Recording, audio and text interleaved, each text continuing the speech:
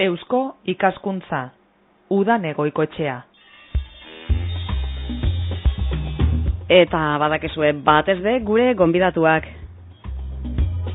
Eurak direlako azken baten Eusko ikaskuntza eta Bizkaia irratiaren arteko saio honetan, asko kontatu eta asko irakasten dezkuenak. Eta bide batez entzuleak, ez da entzule barik zer egingo dunke.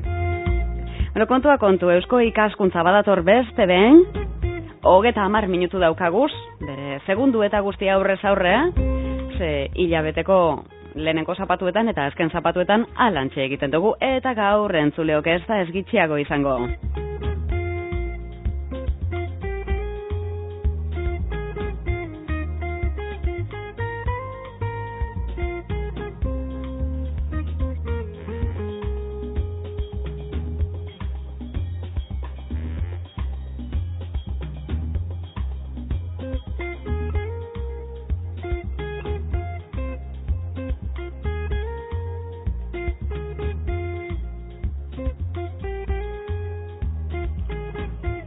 Eta gaur, Eusko ikaskuntza eta orkestra lehiakortasunerako Euskal Institutua dira batez be aitatuko ditugunak. Eta ekimen bat, proiektu bat. Ikerketa bat.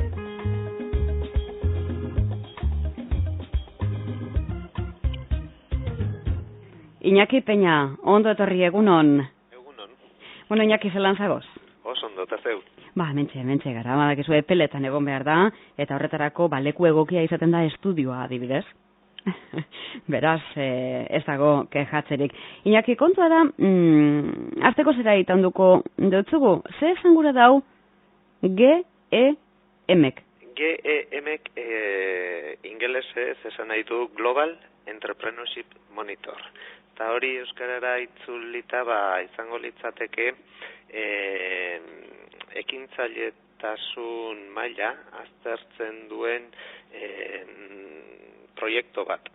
Globalki. Hori da. Aztertzen duena, hori da. Hori da lehenengo pistea. Kontua da, zu zarelako talde honetako zuzendaria eta orkestrako entrepreneurship esparruko arduraduna. Eta Eusko ikaskuntzak eta orkestra lehiakortasunerako Euskal Institutuak argitaratu eta Deustuko Unibertsitate, Mondragon Unibertsitate eta Euskal Herriko Unibertsitateko ikertzaileek garatu dabe, hau ez da, jem deritxon hori. Eta honen inguruan gehiago jakingura dugu, eta horretarako txostenak, 6. txosten honek erakusten dauanez, jarduera ekintzailea apaldu eginda. Adituen arabera zikloan gertatutako inflexioa zarago hein handi baten, eta horrengo finantza krisitik datorren kreditu murrizte handiari erantzuten deutzo egoera honek. Baina hori holan esanta, nahiko densidade dun gaia da, eta beraz, jakin gurako geunkena da, zuek zetan egiten dozuen lan, ez da? Zein dan zuen arloa? Barkatu. Bai, proiektuan bertan guk berez bi eratako jarduerak eramaten ditugu aurrera. Alde batetik populazioa inkestatzen dugu, orduan urtero muestra bat jasotzen dugu eta gure gizarteari galdetzen diogu ia azken 3 urtetan enpresarik sortu duen ala ez.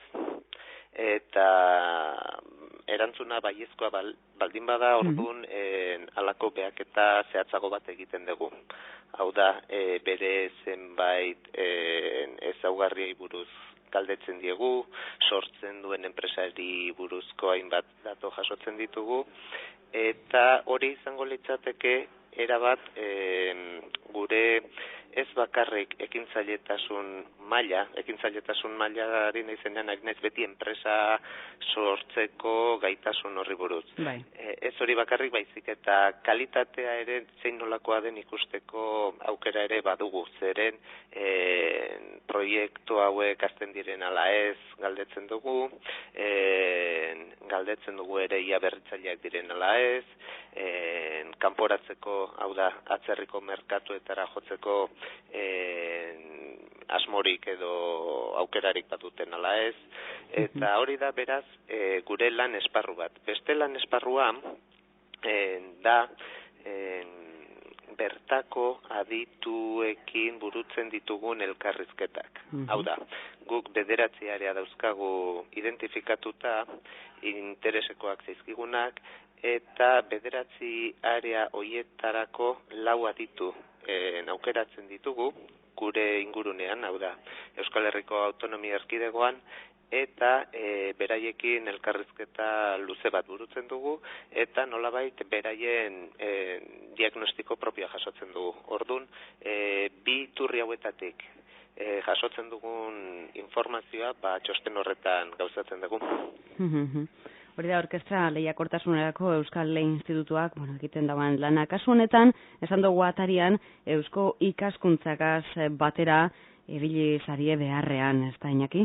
Bai, astapenetik harreman bat hitzartu genuen, nolabait ere garai hartan berez Deustuko Unibertsitatetik luzatu genuen eskaintza izan zen, eta Eusko ikaskuntzak eta Deustok momentu hartan adostu genuen proiektu hau hasi eta aurrera egitea. Gero, proiektura bai Euskal Herriko Unibertsitatea eta Mondragoiko Unibertsitatea batu zaizkigu, eta une honetan gero ja pasa izan gera batzuk Deustotik Lehiakortasuneko institutora.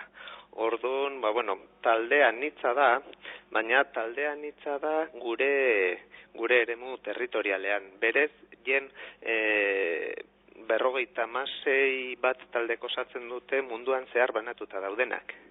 Eta Espainian ere esan diezazuket, ekonomi erkidego bakoitzean taldetxo bat dagoela, enpresen jarduera ekintzailetasuna aztertu alizateko. Horregaitik zara zu jen Euskal Autonomia Erkidegoko taldeko zuzendaria, ez? Hori da.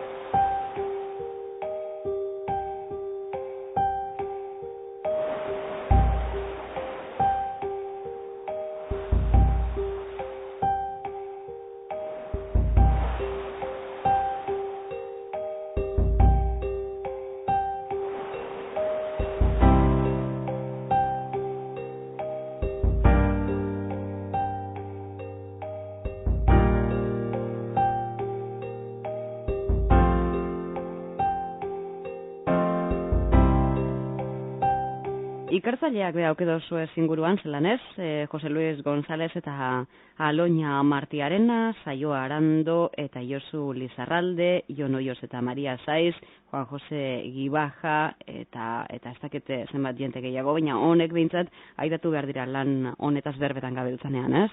Bai. Taldea, ikerketa taldea pertsona hauek osatzen dugu. Eta zelan egin dozue ikerketa hori, zeradakigu ikerketa batek, metodologiatik abiatuta, fase asko daukazala, hau da, ez da egun baten egiten den kontua, zelan joan da apur bat ikerketea, Iñaki? Ikerketa beti bezala ondo joan da. Bai. Hau da, guk ja habito bat edo rutina bat jadanik hartuta dugu, eta zentzu hortan burutu ditugu aktibitateak ohizkoak izan dira, ez? Elkarrizketak burutu, datu bilketa, gero estadistikoki tratatu, eta hortik zenbait ondorio atera, ez? Berez, txostena nahiko divulgatiboa da gizarteko edozein aktorek ulertu dezan. Ez da hola gure lan akademiko edo zientifiko sofistikatu horietakoa. Horretarako beste aldizkari espezializatuago batzuk daude, eta txostena berez, nahiko irakurte erreza da, ez? Orduan jarraitzen dugun prozedura hori da. Taldetxoak egiten ditugu, eta taldetxo hauei gai ezberdina jorratzea eskatze zaie, eta bakoitzak bere tratamendu estadistikoa egiten du, bere ondorioak ateratzen ditu, eta gero guzti hori bildu egiten da txosten batean, eta azken finean ondorioak ateratzen ditugunean denak elkartzen gira ikusteko pixka bat zein dan diagnostiko orokorra edo integrala, ez?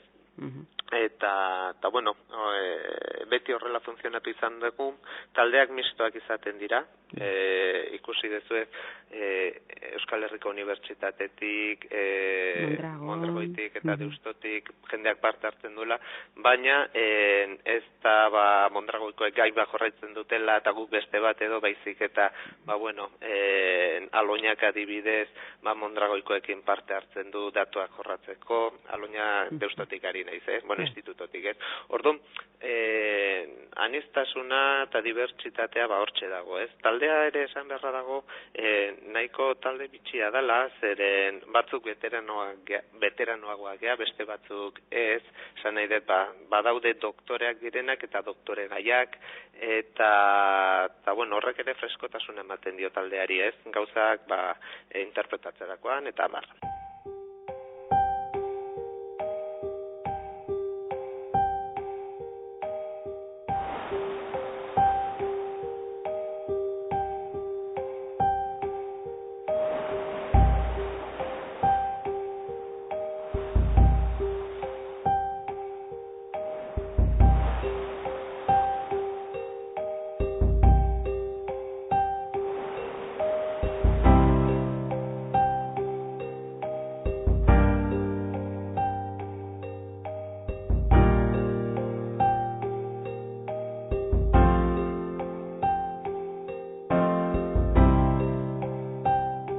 Azterlana oso zabala da, badago nondik ibili, aurkibideak bera bakarrek orrialde bi inguru beteleik ez, apura begiratzen ibili gara, dandana guk hemen aipatu gurako geunke Iñaki, horren zelantzarik ez euki, baina ezin askoa da. Orduan mugatu egin behar dugu apur bat, eta zeo zer itxiko dugu tintontzian, baina aleginezia ondo azaltzen dugun azterlana zer dan, ez da? Nagusiki ekintzaile jokabidea aztertzen dau Euskal Autonomia Erkidegoan. Bai, hori da gure helburua, ez? Hau da, aztertzea alde batetik gure gizarte txiki honetan zenbat pertsona dauzkagun prest enpresa bat sortzeko daudenak, ez? Eta galdera hori guretzat horri erantzutea garrantzitsua da, zeren azken finean enpresa berriak behar ditugu ekonomia rejuvenezitzeko edo gaztetzeko, ez? Baina horretarako oztopo batzuk gainditu behar izaten dira, eta beste horien artean da, jendeak normalean ez duela enpresa bat sortu nahi izaten, gizarte honetan bestelako aukera batzuk ditulako, ez? Eta gero, baloreak ere aldatzen direlako, ez? Azken finean, enpresakintzaile bat izatea, gazte batek, edo heldu batek, ez du bere karrera profesionalean lehenengo prioritate bezala jotzen. Orduan, badaude lekuak non enpresa ekintzailetasuna hemen baino nabarmenki altuagoa dan, ez? Horrek ez du esan nahi, volumenez behintzat, horrek ez du esan nahi kalitatez hobeagoak direnik, zeren egia da ere enpresa sortzen diren enean, desagertu ere egiten direla, ez? Eta kasu honetan, Euskal Herriari buruz nik esango nuke gure ekintzailetasun maila, eta hau txostone honetan, baina aurrekoetan ere hala azaldu izan da, nahiko maila apala dela, guk ezin dugu esan ekintzailetasun altua dugunik beste herri batzukin alderatuz, baina behintzat bai esan dezakegu kalitatez proiektu mardulagoak gauzatzen ditugula, ez? Eta horrek ere badu bere garrantzia, zeren enplegua ez da sortzen enpresak sortuz bakarrik, baizik eta sortu diren horiek aldi berean hazkundearen bitartez enplegu sortzen ere bai, ez?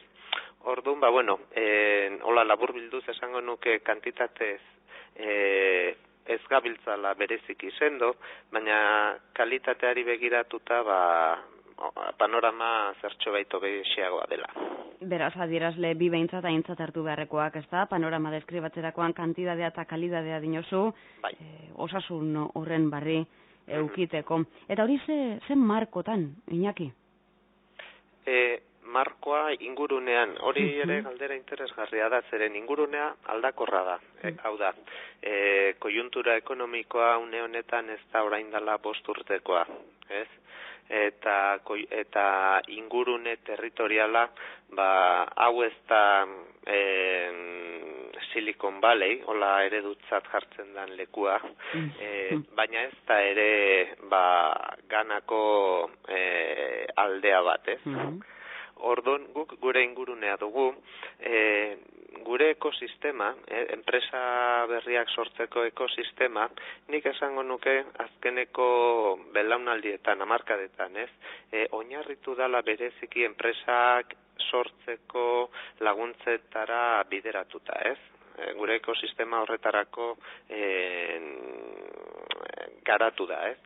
Nik uste dut orain daukagun erronka nagusiena dala nola eraldatu gure ekosistema benetan hazkundea afrontatzen duten enprendedoreek babes hobeagoa eduki dezaten.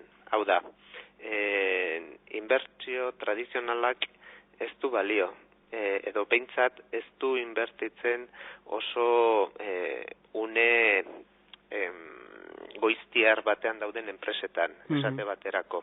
Bioteknologiako enpresa bat sortuko bagenu ez, arrisku handiko proiektu bat izango litzateke, eta normalean hor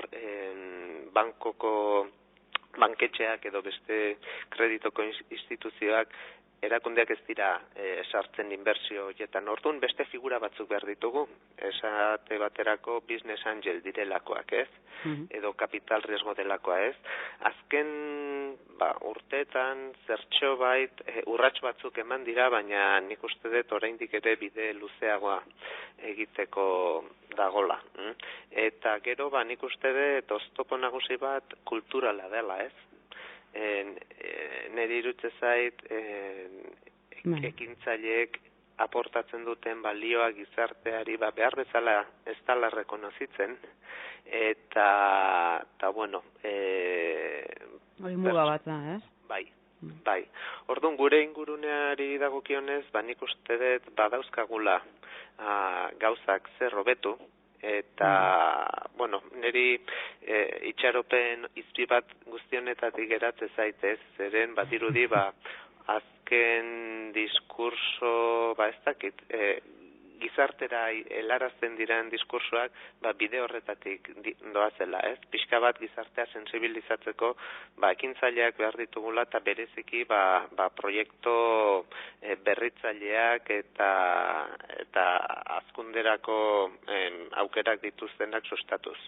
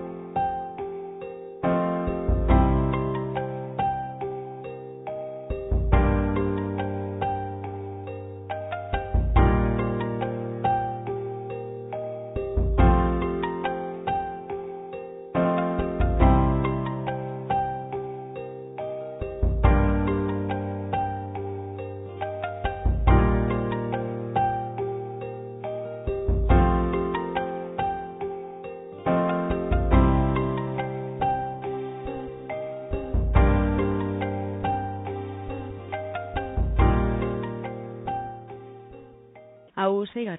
Txostena da, eta, bueno, argi dago, aurretik begin dozu ezela holangoak, urrengoa be etorriko da segurutik. Bueno, honek, ekareko dutzuena edo ekareko dozkuna da, datu bilketa honegaz, bueno, panorama orokor bat eta urteetan zehar eukiteaz. Ia nondik nora doan gizartean, nondik nora doazen ekintzaileak? Bai, azken finean honek ematen digu aukera, urtetik urtera egitean evoluzioa aztertzeko, ez? Eta egia esan, gure azken urtetako evoluzioa, nahiko konstantea izan da, azken urte honetan ezik, ez? Alegia, hemen esan genezake, gure gaitasun hori zifretan, ez? Ipiniz, ez? Gutxi gora bera, 5-6 bitartean izango litzatekela. Hau da, gizartearen 5 edo 6 pertsona abenturatuko lirateke enpresa berri bat sortzen, ez? Orduan, kantitate honek beste batzukin alderatuz, lehen aipatu dizudan konsortzio global horretan bataz bestekoa 9/10 izan ohi da, ez? Azken, ari naiz azken 5 urte hauetan, ez? Gu 4 puntu azpiti gaude, ez? 4 puntu. Bai, baina egia da badirela beste herrialde batzuk, 19, 20 eta 20 gainetik dauzkaten portzentaiak dituztenak, ez? Baina egia da ere, herri horietan beharrez sortzen dituztela enpresak, hau da, beharra esaten dudanean, esan nahi dut, ez daukatelako inserzio zuzen bat merkatu laboralean. Orduan, ala beharrez sortzen dituzte enpresak, beren burua eta familia aurrera atera izateko, ez? Gure kasuan, ez da emprendedoraren profil hori. Hemen enpresa sortzen duenak badauzka beste aukera batzuk normalean, eta ere gehiago renuntziatzen du bere karrera profesionala beste enpresa batean egiteari enpresa berri bat sortzeko, ez? Orduan horrek ere zerbait esan nahi digu.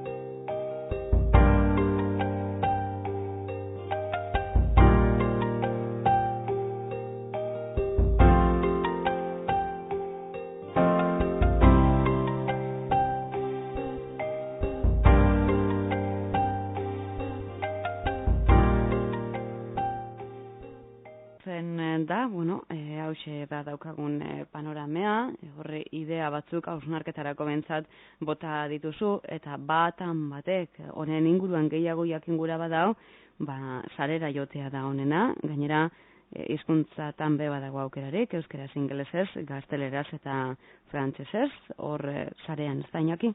Bai, gutxienez laburpen ejekutiboa deitzen dioguna 4 hizkuntza horietan daukagu. Berez, txosten luzea, espainieraz dago erredaktatua. Oso, no? Hortxe dago aukerak, ez dakit zer gehiago esan gurako zeunken?